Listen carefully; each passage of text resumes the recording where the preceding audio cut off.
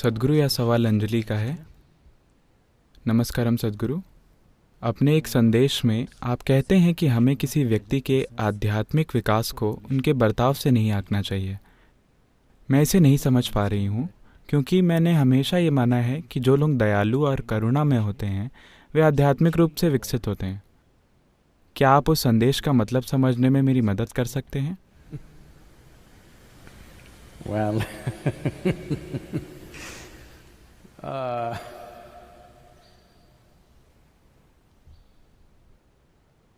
देखिए,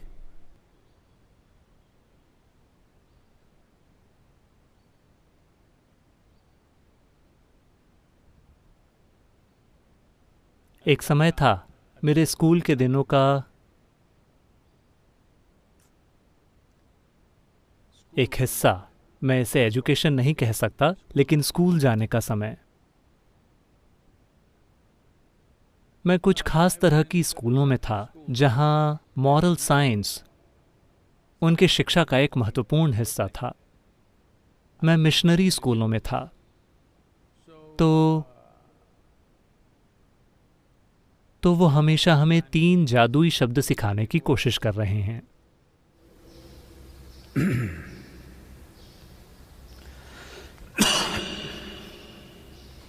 no. आपको 30 second के अंदर मेरी दूसरी खांसी के आने का इंतजार करना होगा। वो नहीं आ रही है।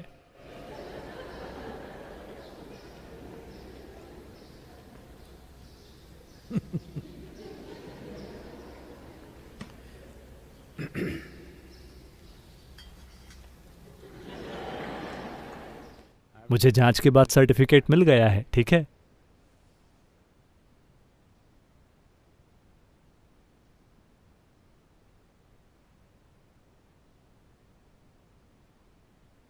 जादुई शब्द।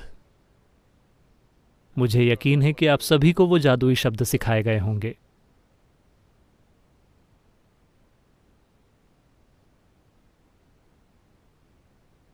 आप जानते हैं वो जादुई शब्द क्या हैं? क्या? नहीं, ये सही क्रम नहीं है। ये सॉरी से शुरू नहीं होता। आप क्या कर रहे हैं? सॉरी पहला शब्द नहीं है। प्लीज, सॉरी और थैंक यू।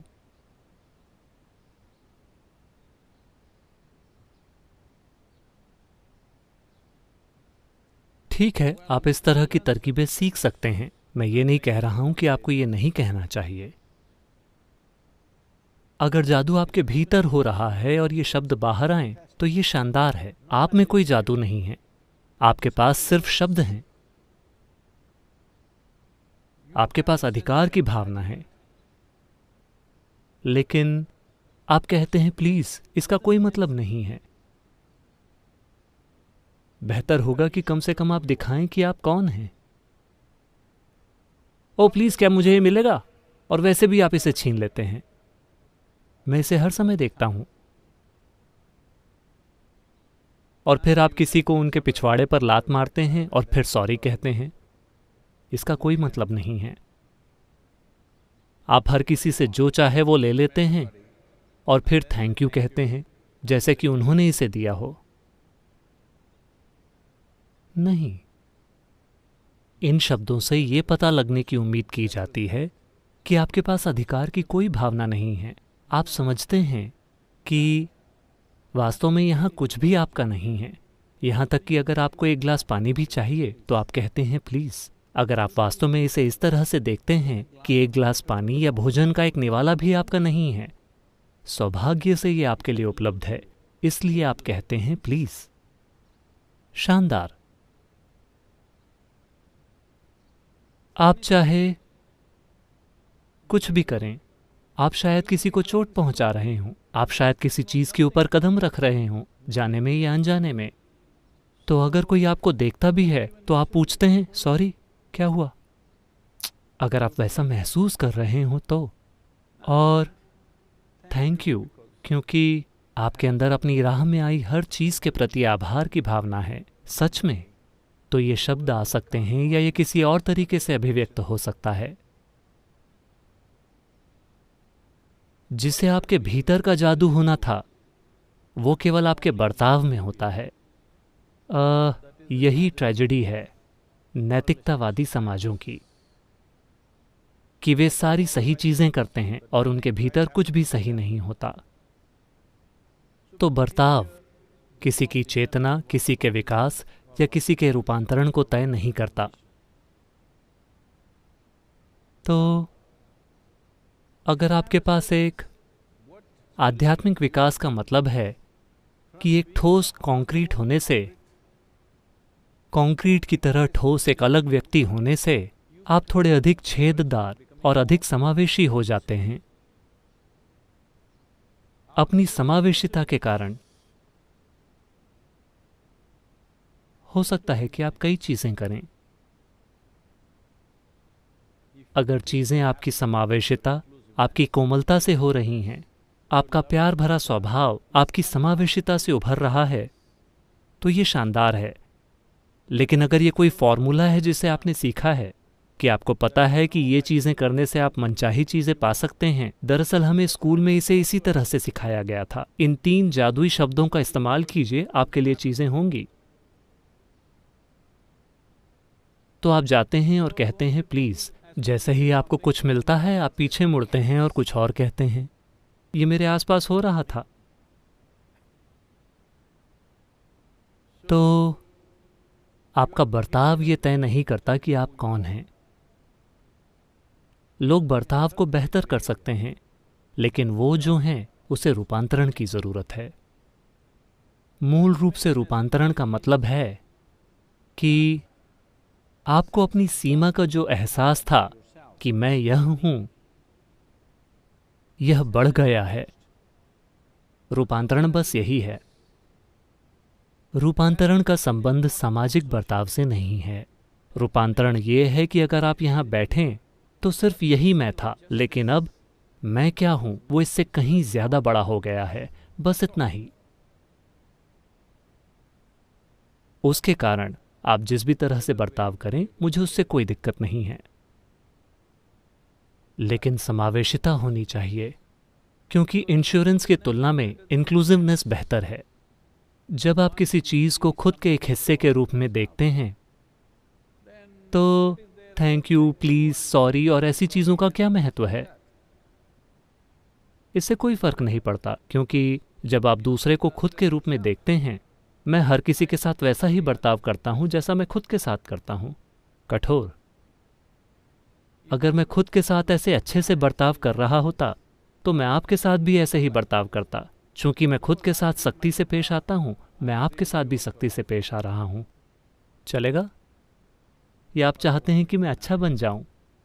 प्लीज। मैं इसे शुरुआती कार्यक्रमों में कहता हूं। मैं हमेशा कहता हूं कि प्लीज अपनी आंखें बंद करें। हेलो, मैं कहता हूं क्योंकि मुझे पता है कि आपको अपनी आंखें बंद करने में कठिनाई हो रही है। मैंने कहा प्लीज अपनी आंखें बंद कीजिए। आप संयमा में आते हैं और वहां भी आप चाहते हैं कि मैं प्लीज कहूं। मैंने कहा अपना मुंह बंद करो और बैठ जाओ।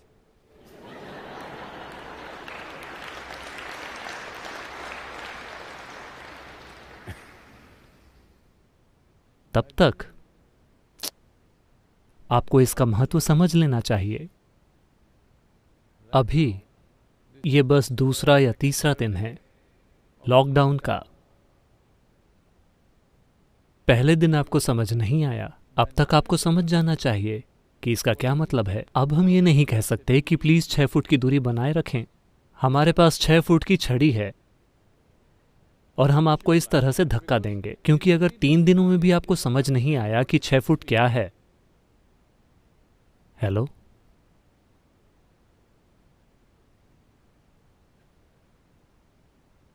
ये समझने में 3 दिन नहीं लगते कि 6 फुट क्या है। भले ही आप अनपढ़ हों, आप इसे समझ सकते हैं। आपको किसी गणित की डिग्री की जरूरत नहीं है। तो अब सरकार ने सेना को तैयार रखा है, कहीं अगर आप अभी भी न समझ पाए हों कि 6 फुट क्या है। हाँ, एक बार ऐसा हुआ। क्या हुआ?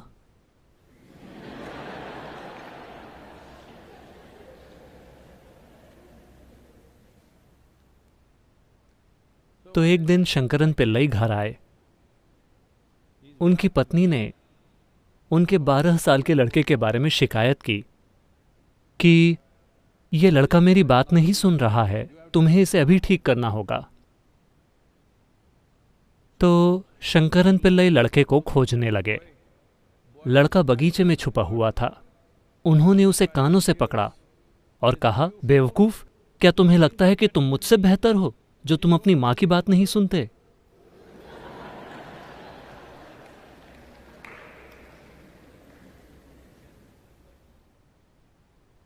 तो आपका बर्ताव, अगर आप समाज में रहना चाहते हैं तो हाँ, बेशक आपको अपने बर्ताव को नियंत्रित करना होगा, क्योंकि ये सिर्फ आपके बारे में नहीं है, ये आपके आसपास के हर इंसान के बारे में है। लेकिन हम अच्छे बर्ताव के रूप में जिस चीज़ की उम्मीद कर रहे हैं, उसका मतलब कुछ खास शब्दों का प्रयोग करना नहीं है, कुछ खास चीज़ें करना और कुछ खास चीज़ें न करना नहीं है। नहीं, हम इस चीज़ की उम्मीद कर रहे हैं कि अगर आप इस हॉल के अंदर आते हैं, यहाँ 50 लोग बैठे हुए हैं, आप अपने हर कदम और अपनी हर सांस में परवाह करते हैं। आपकी परवाह इन 50 लोगों के लिए है या सिर्फ अपने लिए, बस यही मायने रखता है। अगर आपकी परवाह यहाँ बैठे सभी 50 लोगों के लिए है, फिर आप एक तरह से बर्ताव करेंगे। अगर आपकी परवाह सिर्फ खुद के बारे में है, फिर आप दूसरी तरह से बर्ताव करेंगे। आपको बस इसे ही ठीक करना है। आध्यात्मिक प्रक्रिया कोई सामाजिक चीज नहीं है, ये एक ऐसी चीज है जिसे आप अपने भीतर करते हैं। चूंकि आपके भीतर कुछ बदल गया है, इसलिए आप दुनिया के साथ भी एक खास तरह से पेश आते हैं। कई सारे आध्यात्मिक लोग, बहुत ज्यादा विकसित इंसान, उनके पास सामाजिक हुनर नहीं था, इसीलिए उन्होंने खुद को समाज से दूर रखा। आपने सद्गुरु श्री ब्रह्मा के बारे में सुना है? उनके पास कोई सामाजिक हुनर नहीं था, ढेरों समस्याएं। इस बार हम थोड़े सामाजिक हुनर के साथ आए हैं। हाँ, मैं बढ़िया कर रहा हूं।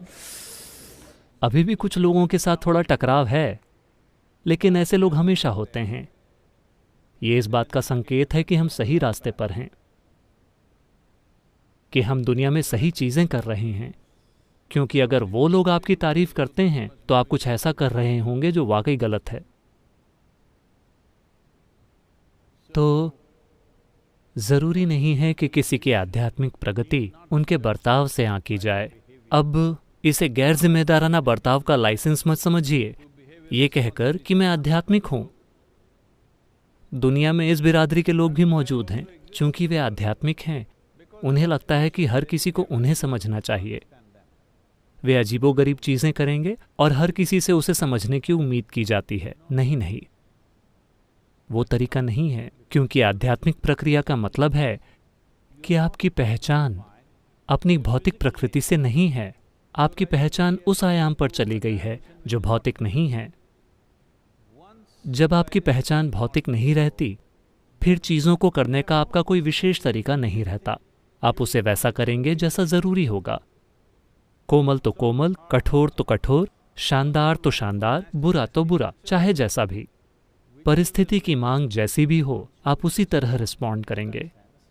क्योंकि आपकी पहचान अपनी शारीरिक और मानसिक प्रक्रिया के साथ नहीं है। आपकी पहचान आप जो हैं उसके भौतिक आयाम से परे चली गई है। तो आपके पास एक आज़ादी होती है। सभ्य बर्ताव का मतलब है कि आप जमे हुए हैं एक खास तरीके से होने के लिए, यानी आपने अपनी आज़ादी खो दी है। अपनी आज़ादी से जब अच्छे बर्ताव की ज़रूरत होती है तो आप शानदार होते हैं। जब आपको बुरा बनने की ज़रूरत होती है तो आप बुरे होते हैं। जिसकी भी ज़रूरत होती है आप उसी के अनुसार पेश आते हैं। मान लीजिए कि आप गाड़ी चला रहे हैं और अभी चूंकि सड़कों पर ज़्यादा गाड़ियां नहीं हैं, इसलिए गायें, भैंसें, हर तरह के जानवर सड़कों पर हैं। भैंसों का एक झुंड वहाँ चल रहा है। आप जाकर कहिए प्लीज़ प्लीज़, वो बस वैसे ही चलती रहती हैं। प्लीज़, कोई रिस्पॉन्स नहीं। हे, वो थोड़ा सा आप एक छड़ी उठाकर कहिए हे, फिर वो रास्ते से हटेंगी, क्योंकि उन्हें ये समझ नहीं आता कि आप ये क्या प्लीज प्लीज बोल रहे हैं। अब आप भैंस के साथ बुरा बर्ताव करने की कोशिश नहीं कर रहे हैं। अगर भैंस को पता होता कि मीठे शब्द क्या होते हैं तो आप बस वो कहते, आप भैंस से मीठी बातें कहते, लेकिन उसे वो समझ नहीं आता। उसे ये समझ में आना चाहिए कि आपको उसका अभी वहां खड़े होना पसंद नहीं है। आपको उसे ये समझाना होगा, उसे उस सड़क पर नहीं होना चाहिए जिस पर आपको जाना है। आप उसे समझाइए, आपको जाकर उसकी पिटाई नहीं करनी है, लेकिन आपको कम से कम थोड़ा शोर तो मचाना ही होगा, वरना वो नहीं हिलेगी, क्योंकि उसे समझ नहीं आता। तो किसी बच्चे से बात करते समय आप इसे एक तरह से करेंगे, किसी बड़े व्यक्ति से बात करते समय आप किसी दूसरी तरह से करेंगे, जाने पहचाने व्यक्ति के साथ एक तरह से, अनजान व्यक्ति के साथ दूसरे तरीके से। हमारा बर्ताव परिस्थिति की मांग के अनुसार होता है। अब आपने खुद को फिक्स कर लिया है, मैं ऐसे ही बर्ताव करता हूं, यहां तक कि अगर परिस्थिति उसके लिए अनुकूल ना हो फिर भी आप वही चीजें करते हैं। इसका क्या तुक है? कोई भी काम जो उस परिस्थिति के लिए उचित नहीं है जिसमें आप मौजूद हैं, वो बेतुका काम है। तो तय काम कई परिस्थितियों में हमेशा बेतुके बन जाते हैं। ये बहुत महत्वपूर्ण है कि हम अपने कार्यों को तय न करें, हम बस ये तय करें कि हम कौन हैं। यही बात नहीं, मैं इन चीज़ों का विद्वान नहीं हूं, लेकिन ये बात मेरे साथ चिपकी हुई है। कृष्ण ने कहा था, योगस्थः कुरु कर्माणि, पहले खुद को योग में स्थापित कीजिए, यानी खुद को स्थापित कीजिए अपने अलग इंसान होने के भाव में नहीं, बल्कि सृष्टि के साथ अपनी एक रूपता में, और फिर कार्य कीजिए। इसका मतलब है कि आप पूरी तरह से एक रूपता में हैं। फिर जिसकी ज़रूरत हो वो कीजिए, मुझे इससे कोई दिक्कत नहीं है।